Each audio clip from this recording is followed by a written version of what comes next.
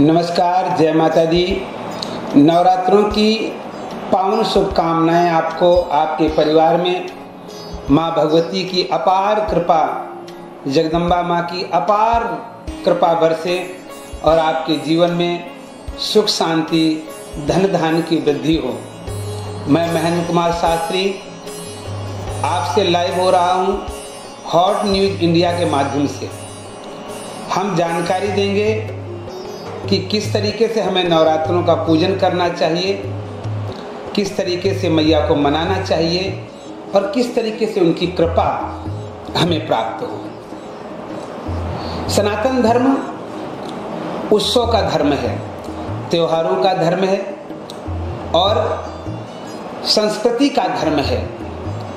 हमारे यहाँ हर दिन कोई ना कोई उत्सव, कोई ना कोई त्योहार, किसी न किसी देवी देवता का दिन और किसी न किसी देवी देवता का पूजन चलता ही रहता है वर्ष पर्यंत। सनातन धर्म कहता है कि आप हमेशा नव जीवन जिए, नई उमंग लेके जिए।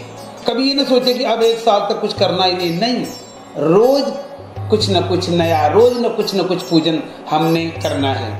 इसके द्वारा हमारा मन पवित्र होता है, तन पवित्र होता है और जो इस पूजा में, इस भक्ति में जो सामग्री लगती है उसके द्वारा जो धन लगता है उससे धन भी पवित्र होता है।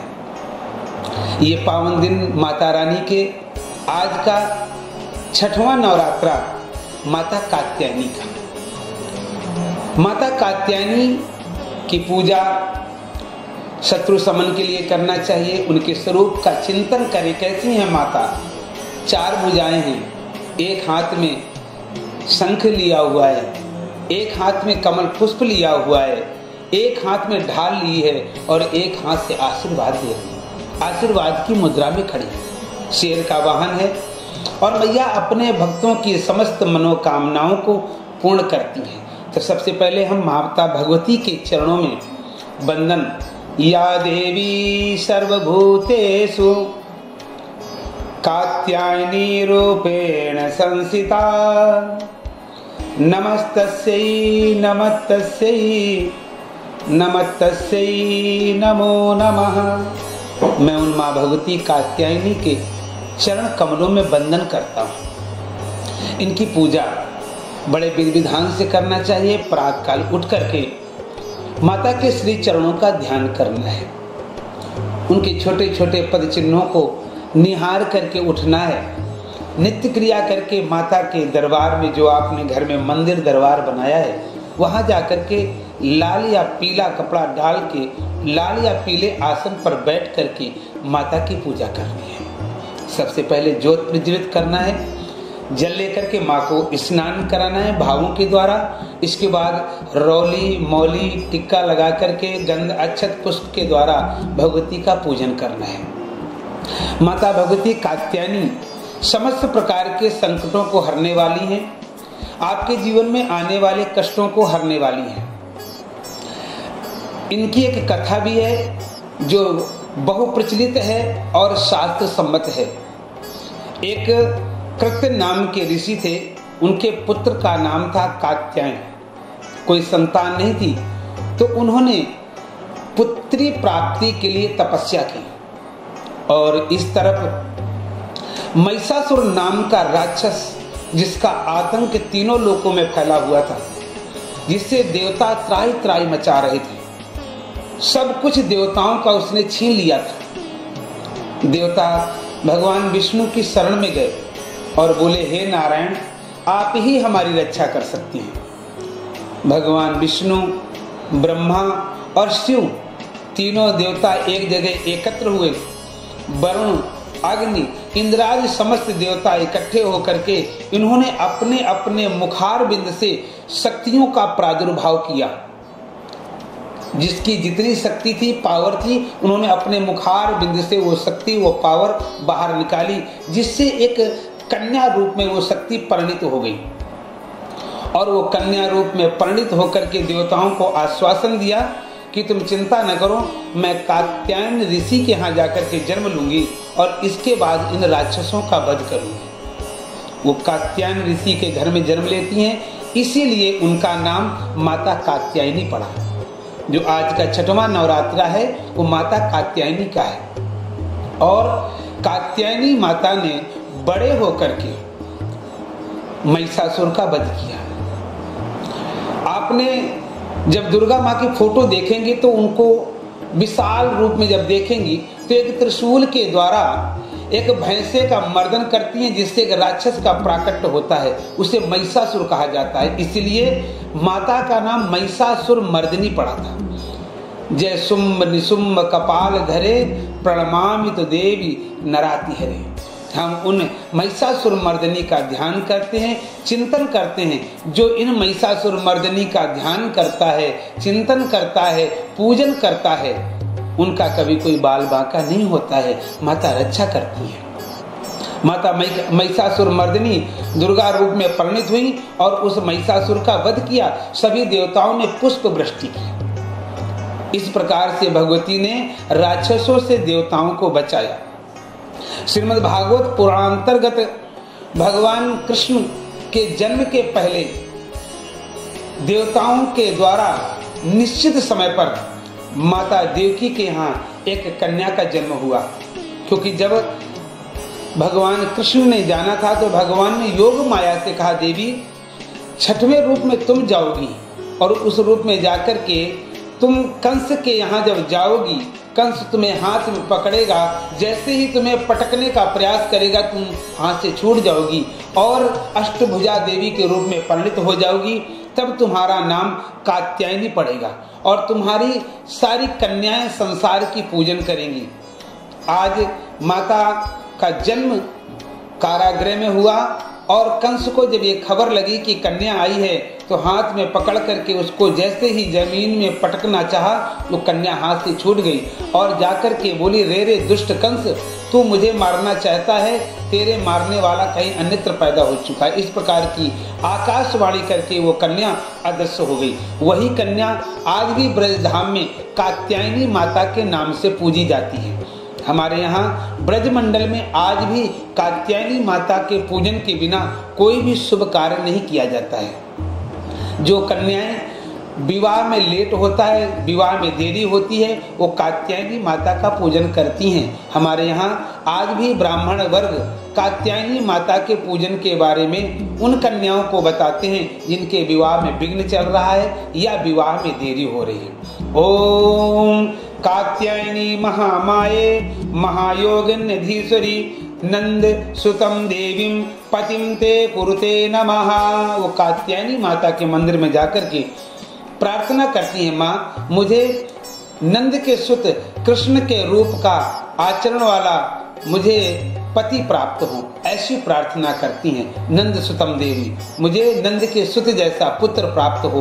तो इस प्रकार से माता कात्यायनी की जो भी पूजन करता है उसकी समस्त मनोकामनाएं पूर्ण होती हैं। जयकारा महामाई कात्यायनी देवी जी दा, बोल साचे दरबार की जय।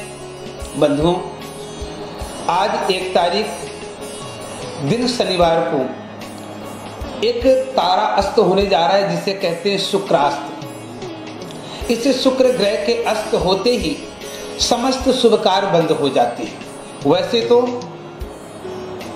शास्त्र अनुसार तारा अस्त होने के 3 दिन पूर्व वृद्धत्व योग लग जाता है, तो 3 दिन पहले से ही हमें कोई भी शुभ कार्य नहीं करना चाहिए। ना तो विवाह होंगे, ना गृह प्रवेश होगा, ना ही किसी घर का उद्घाटन, ना किसी दुकान का उद्घाटन, कुछ भी शुभ कार्य नहीं होंगे। शास्त्रों के निमित्त ये शुक्र ग्रह तारा अगर हम इसके अस्त होने के बाद कोई भी शुभ कार्य करते हैं तो वो हमारे लिए घाटा पैदा करता है, हमारे जीवन में कष्ट पैदा करता है। क्योंकि शुक्र हमारे जीवन का कारक है। शुक्र के द्वारा ही हमारा जीवन चलता है। जितनी भी लग्जरी, जितनी भी वस्तुएं, सुख साधन हमें प्राप्त होते हैं वो शुक्र के द्वारा प्राप्त होते हैं। तो ये शुक्रास्त 1 तारीख को रात्रि को 9:56 पर हो जाएगा। इसके बाद से आप किसी भी तरीके का कोई शुभ कार्य नहीं करेंगे। और आगे आने वाला करवा चौथ है तो कई प्रकार के लोगों का ये मत है कि करवा चौथ के पहले नवरात्रों में चूड़ी इत्यादि पहन लें। ऐसा करना कोई जरूरी नहीं है। आप किसी भी प्रकार के वहम में न पड़ें। शुक्रास्त के कारण जिनका विवाह इसी वर्ष हुआ है उनका पूजन नहीं होगा, उनका उद्यापन नहीं होगा। इसलिए आज के बाद में आप किसी भी प्रकार का शुभ कार्य नहीं कर पाएंगे। और जो जिनका विवाह अभी इसी वर्ष हुआ है उनका करवा चौथ का उद्यापन नहीं होगा।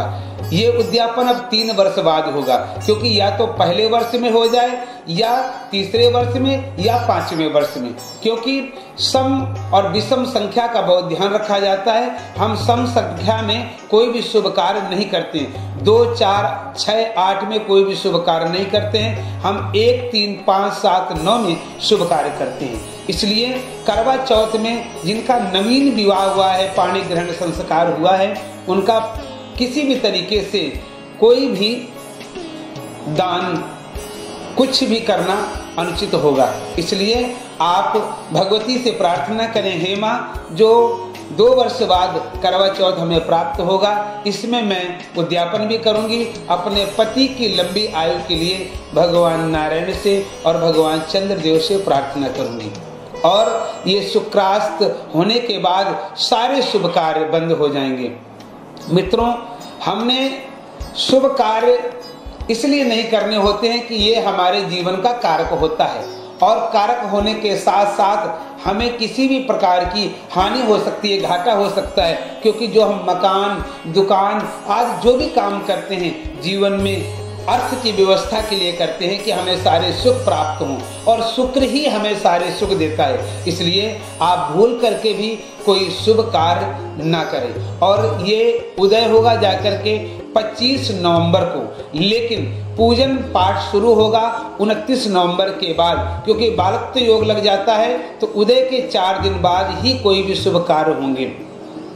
मेरी आप सभी दर्शकों से, मित्रों से ये प्रार्थना है कि आप सनातन धर्म को अगर मानते हैं तो आप शुक्र ग्रह से संबंधित किसी भी प्रकार का कोई पूजन पाठ न करें, शुभ कार्य न करें। हाँ, जिनका शुक्र ग्रह कमजोर है उनका जीवन थोड़ा सा कष्ट में हो सकता है, क्योंकि जब कोई भी ग्रह अस्त हो जाता है तो उसके अस्त होने के पश्चात जो प्रभाव है वो समाप्त हो जाता है। जिनका शुक्र ग्रह कमजोर है टेवे में, उनको थोड़ी सावधानियां बरतनी होंगी। वाहन आदि बड़े आराम से चलाना होगा। किसी भी प्रकार से लोगों से किसी भी प्रकार का कोई विवाद नहीं करना है और नशे से दूर रहना है। मैं आप सबको ये बताना चाहता हूँ कि शुक्र हमारे जीवन का एक अभिन्न तारा है, ग्रह है, जिसके द्वारा हमारे जीवन में शुक्राणु पैदा होते हैं। हम मर्द कहलाने के अधिकारी भी होते हैं। अगर शुक्र कमजोर हो तो हम मर्द कहलाने के अधिकारी नहीं हैं। इसलिए शुक्र भगवान से ये प्रार्थना करनी है कि हे प्रभु, ये जो अस्त होने जा रहा है इसके बाद किसी भी प्रकार का हमारे जीवन में कोई कष्ट ना आए। हमने शुक्र भगवान का ध्यान करते हुए उनसे यही प्रार्थना करनी है। अब हम किसी और वीडियो के माध्यम से आपको आगे की बारी की जानकारी देंगे। आप माता भगवती का पूजन करते रहें और विश्वास रखें कि आपके जीवन में कोई कष्ट नहीं आएगा। बंधुओं, ये जो जानकारी आप हासिल कर रहे हैं ये हॉट न्यूज इंडिया के माध्यम से मैं महेंद्र शास्त्री आपको धर्म से संबंधित अनेक प्रकार की जानकारियां देता रहूंगा। आप देखते रहें और अपने जीवन में धर्म से संबंधित जानकारियां लेते रहें। हमारा जो जीवन है वो धर्म से बंधा हुआ है। अगर हम धर्म में बंध करके धर्म को पकड़ करके चलते हैं तो विश्वास रखें हमारे जीवन में कभी कोई कष्ट नहीं आएगा, क्योंकि धर्मो रक्षक रक्षिता। अगर आप धर्म अनुरागी हैं तो आपके जीवन में धर्म आपकी रक्षा करेगा, धर्म आपके आने वाले कष्टों को बचाएगा। और धर्म की जानकारी मैं दूंगा। मैं महेंद्र शास्त्री आपसे लेता हूं इजाजत। फिर नए वीडियो के साथ मिलेंगे। तब तक आप माता रानी का ध्यान करें, उनका पूजन करें और स्वस्थ रहें, निर्मल रहें और आपको ढेर सारी शुभकामनाएं पावन नवरात्रों की। जय माता दी, जय माता दी, जय माता दी।